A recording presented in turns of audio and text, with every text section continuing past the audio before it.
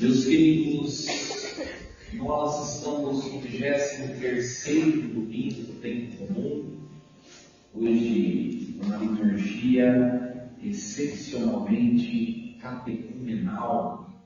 Nós temos aqui os gestos de Jesus, aquilo que a igreja realiza, o seu modo de evangelização.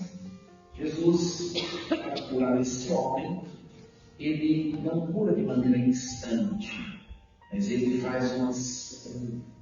realiza umas etapas.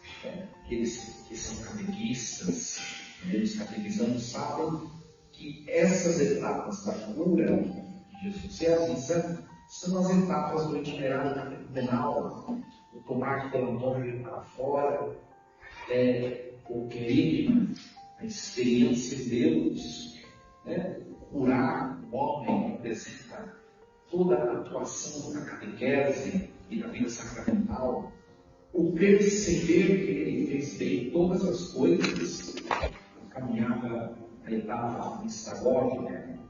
Olha só. Então nós vamos entender tudo o que aconteceu aqui. Esse evangelho de hoje é continuação do evangelho da semana passada. Semana passada Jesus estava em debate com os fariseus. Os fariseus estavam criticando Jesus porque os seus discípulos não realizavam os ritos abortivos, não lavavam as mãos corretamente, segundo o rito judaico, enfim, tantas outras restrições. E Jesus percebeu que ali era um modo de viver a religião muito baixo, muito pequeno, não tinha muito o que Jesus fazer. Ele sai daquele lugar, da Galileia, e ele vai um pouco mais para cima, no território mais pagão, que é a região de Tiro e de Sidônia. Anuncia o Evangelho às pessoas que não eram judeus, que não eram membros do povo escolhido por Deus. Porque Deus não faz exceção de pessoas. Deus quer todos para Ele. E Jesus, depois ele vai fazer o caminho inverso, ele vai em direção ao Mar da Galileia e vai passar por uma região que se chama Decápole. Decápole era um conjunto de 10 cidades, aparentemente independentes entre si, mas que eram submissas ao Império Romano. Era um território pagão. E aqui Jesus vai realizar essa cura que hoje o Evangelho nos mostra. E tem alguns passos, nós precisamos entender e colocar cada passo na nossa vida. Primeira coisa, trouxeram a Jesus um homem surdo e que tinha dificuldade de falar. Aqui quer dizer o quê? A surdez, teologicamente, a incapacidade de ouvir a Deus. Ora, todo surdo tem dificuldade de falar. Se eu não escuto a Deus e ao outro, eu não me comunico, não me relaciono bem. Às vezes, as situações relacionadas aos nossos conflitos, sobretudo a turma em casa, é falta de ouvir a Deus, de ouvir mais o outro, porque a gente só quer falar, só quer fazer as coisas do nosso jeito. Esse homem era surdo-mudo. O que é a surdez e a mudez no tempo de Jesus? Era entendido como uma maldição. Olha só o jeito que eles entendiam. Deus se irritou tanto com aquela pessoa que Deus proibiu aquela pessoa de ouvir a sua voz. Por isso a pessoa se tornou surda. É claro, essa pessoa não é capaz de ouvir a proclamação da palavra de Deus, que não é capaz de falar em assembleia. Ela é maldita. Deus a amaldiçoou. Assim é a mentalidade judaica. Então, aqueles que eram surdos eram malditos. Se eram malditos, eram impuros. Ninguém podia tocar, ter contato com eles, senão se tornava impuro também. E quem se torna impuro, para poder se tornar puro, tem que fazer o quê? Tem que ir até Jerusalém e realizar o rito de de purificação. Olha a religião judaica que era. Era muito trabalho para Jerusalém, não é? Porque eu tinha Uber, nem o 99 nós temos hoje.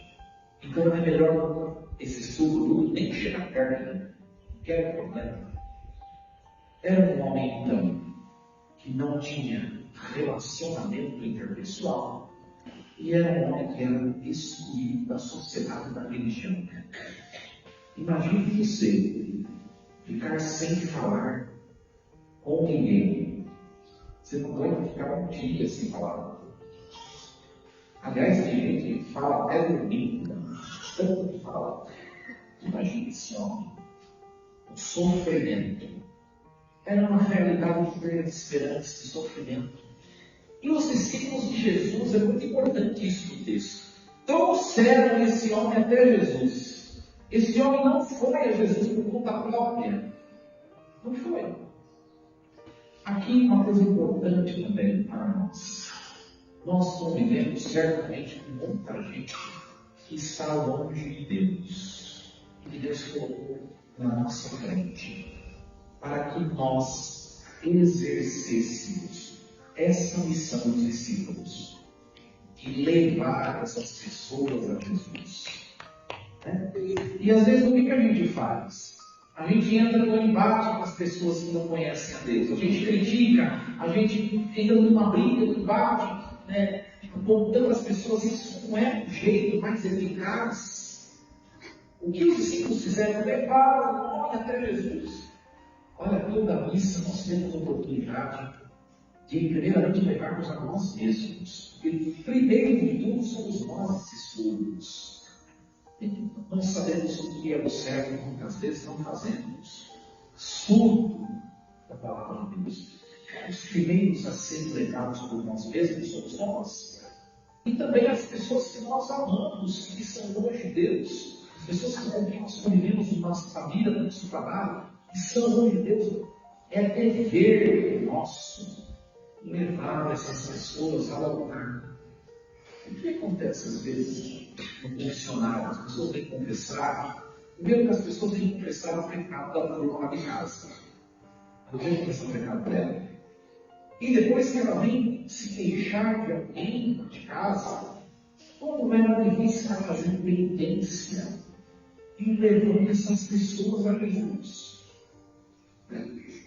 Aí às vezes tem gente que vem e fala, são situações difíceis. Mas eu pergunto, qual foi a última vez que você fez um jejum para conversar com aquela pessoa? Aí eu jejum só na sexta-feira. Pois é.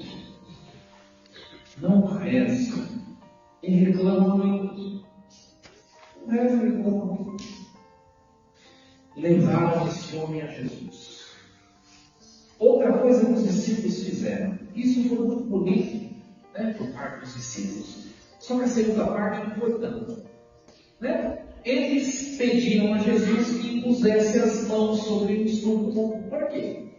Se Jesus impusesse as mãos, a cura acontecia instantaneamente. Só que as coisas não acontecem no nosso tempo, no nosso jeito, como nós queremos, do jeito que nós queremos. Deus faz do jeito que Ele bem entende, como quando Ele quer. Por isso que às vezes a gente reza, a gente não vê resultado. Primeiro que a nossa oração às vezes é perfeita. Nós vamos e levamos alguém a Jesus, mas não chegamos até lá. Por quê? Nossa falta de fé, nossa boa oração. E a gente quer que Jesus imponha as mãos e cura rápido. É o que Jesus falou aos discípulos. Pode tirar o cavalo da chuva, porque vai ter um processo a se cumprir para que seja a cura. Vai ter um processo. E aí a gente se atenta ao processo. O processo fenomenal da cura desse homem. Primeira etapa, Jesus. Na verdade, a primeira etapa é os discípulos levaram Jesus. Se você quer a cura de você realmente, você precisa levar mais a Jesus. Por quê? Porque Deus não vai aprovar o coração de ninguém. Ele respeita o arbítrio humano. O segundo processo, o etapa. Jesus afastou-se com o homem para fora da multidão. Agora, essas etapas, elas nos fazem lembrar do jeito que Deus criou o mundo. Né? Olha só, Jesus ele está fazendo esses passos, que são passos da criação. Foi desse jeito que criou. Então Jesus ele veio recriar esse homem. Esse homem estava morto, sem esperança, sem vida, seja social, seja pessoal. Ele precisou ser recriado. Por isso Jesus vai repetir o que o Pai fez lá no início. Então vamos lá. O que Deus fez no início? Antes de criar todas as coisas, o que existia? Só Deus. Então Deus, ele fez toda a obra da criação. E ele se colocou cara a cara com a obra da criação. É essa experiência primeira que Jesus faz. Afastar-se, tirou o homem de perto de todo mundo e foi para um lugar, só ele e o homem excluído. Mais ninguém. Para que acontece a transformação do coração? Isso na nossa vida. É preciso que haja esse encontro da pessoa com Jesus. Enquanto isso não acontece, você pode falar o que você quiser, você pode mudar, tentar brigar, chamar o Papa Francisco e colocar na sua casa. Não vai mudar. Não vai mudar. O que a gente tem que rezar? Senhor, proporcione um encontro vosso com essa pessoa pelo mundo. Essa é a oração. Quando, o jeito, já não é da sua conta, é de Deus. Esse homem teve um encontro sozinho com Jesus, agora é cara a cara. E aí a coisa aconteceu. Aí a coisa aconteceu. Então, afastar-se é um momento de ter intimidade. E é bem verdade, a gente sabe. A gente pode falar o que quiser. Enquanto a pessoa quer ou não se decidir no lugar, não adianta nada. Não adianta nada. Pega, por exemplo, quem fuma, quem bebe, quem tem vícios, a pessoa não se perceber degradante, caminhando para uma pista, ela não vai mudar se você quiser. Na clínica mais perfeita que existe, enquanto não houver decisão interior, não vai. É o afastar-se com Jesus. O segundo passo, Jesus colocou os dedos nos ouvidos desse homem, tocou o corpo desse homem. Nós vamos lá no livro do Gênesis, no capítulo 2 também. Deus Pai, ele vai modelar o barro, vai tocar o barro. Olha que Jesus está repetindo o que o Pai fez na criação. É Deus que vai modelar do jeito que ele quiser. Eu quero que o meu marido seja desse jeito, minha esposa, eu quero que meus filhos sejam igual o filho da vizinha. Pode tomar uma cerveja com água de coco, você vai ficar querendo. É Deus quem vai montar, quem vai modelar, tocar, fazer o que Ele quiser. Terceiro passo é um pouco repugnante essa ação de Jesus, mas um significado belíssimo. Jesus cuspiu e com a saliva que saiu da sua boca, ele colocou a língua desse homem. Volta lá no Gênesis capítulo 2. Deus Pai primeiro modelou, tocou o barro, depois cuspiu o barro, soprou um vento dos seus lábios. Deus soprou vida naquele barro inerte. Jesus, a saliva para a tradução judaica significa vida, vigor, vida nova. Jesus deu àquele homem surdo, já não era mais surdo, com esse toque divino. Ele deu vida. Em seguida ele disse, Efatá, abre-te. Volta lá no livro do Gênesis. O Pai, quando cria, ele diz, faça-se. É o Efatá de Jesus, é o faça-se do Pai. E aí, o texto de hoje termina dizendo, as pessoas perceberam que Jesus fazia tudo bem feito. Ele tem feito bem todas as coisas. Se você volta no livro do Gênesis, depois que Deus cria, o texto diz que Deus viu que era muito bom. Ou seja, ele tem feito bem. Percebe que Jesus realiza toda etapa da criação. E aquele homem sai daquele lugar criado.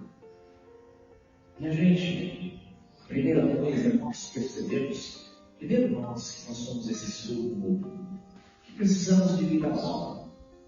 A gente sabe que muitas vezes ouvimos a palavra e na hora do vamos ver nós tampamos os ouvidos, não ouvimos a Deus e fazemos tudo errado. E depois as pessoas que também nós amamos que estão longe de Deus. Nós e estas tiremos a parte de Jesus, que é o que nós vamos fazer em Santiago. E aí vem a leitura primeira de hoje do profeta Isaías. Isaías viveu no século VI antes de Jesus.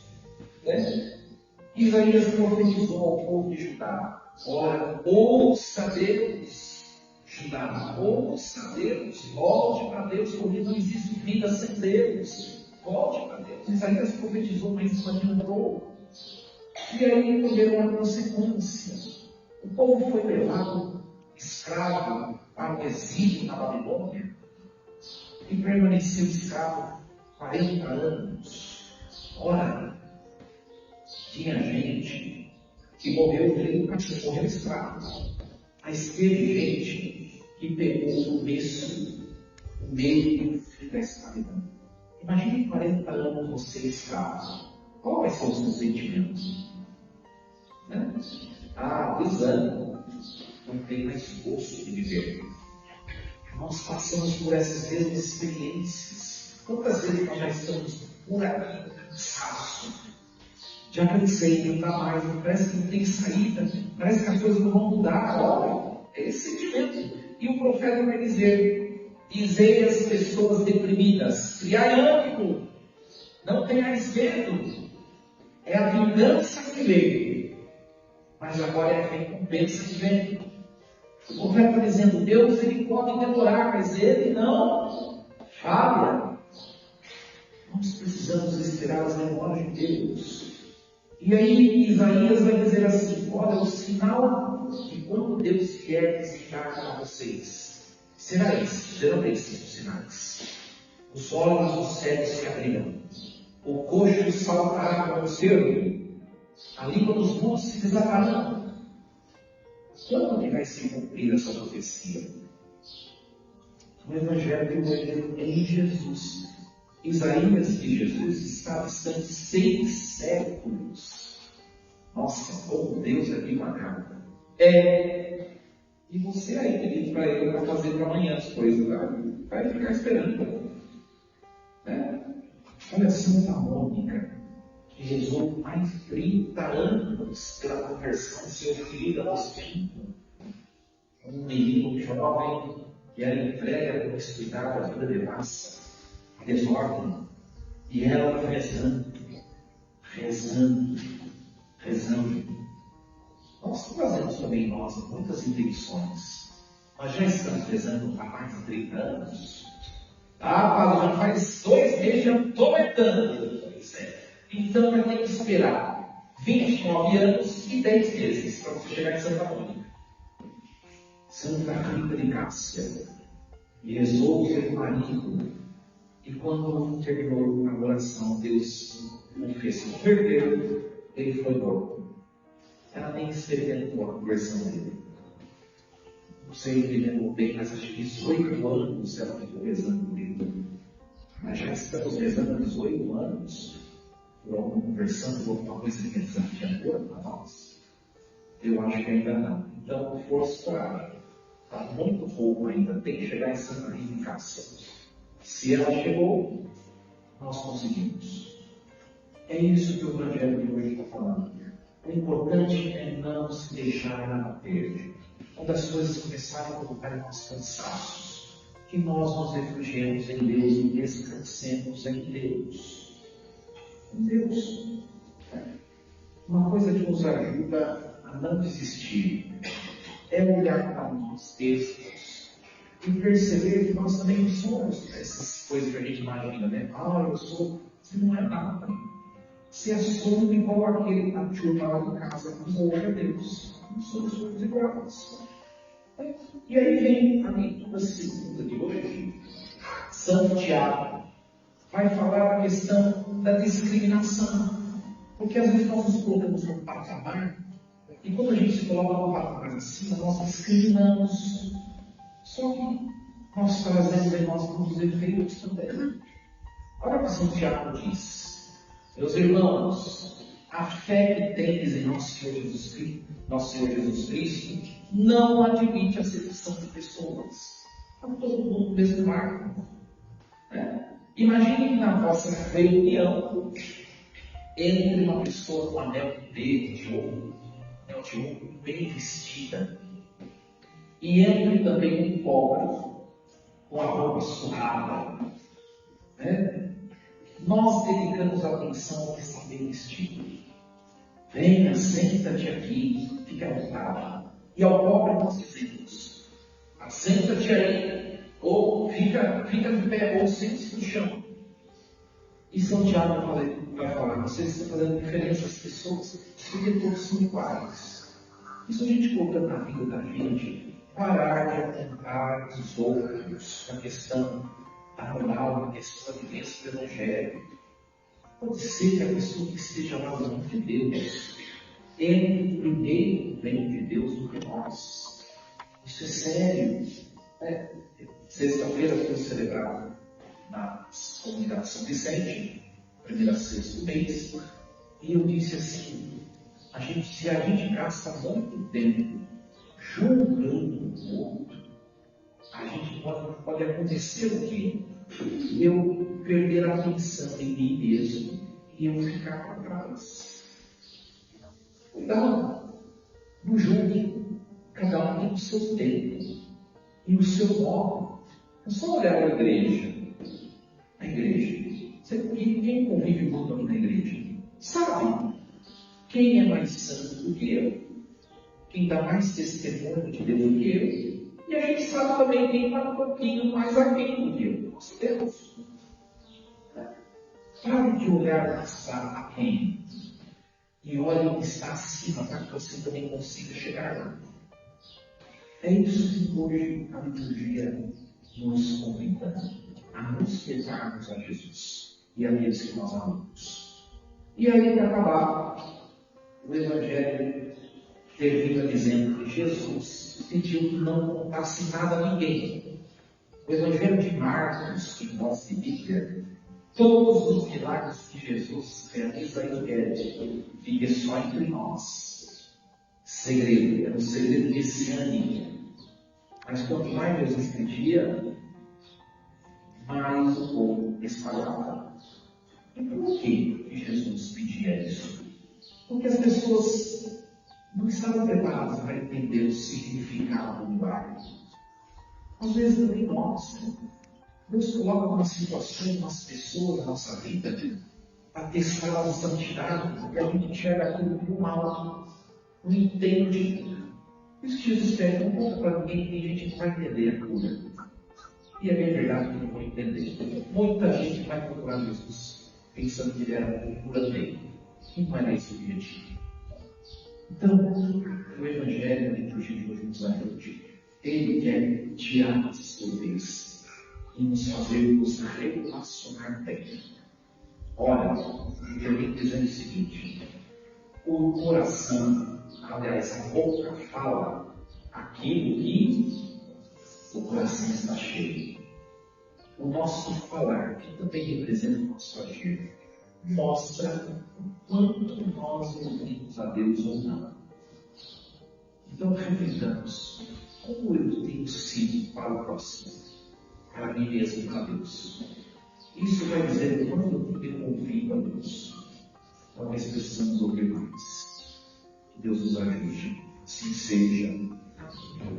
Estando em silêncio, coloquemos essa palavra de hoje no nosso coração.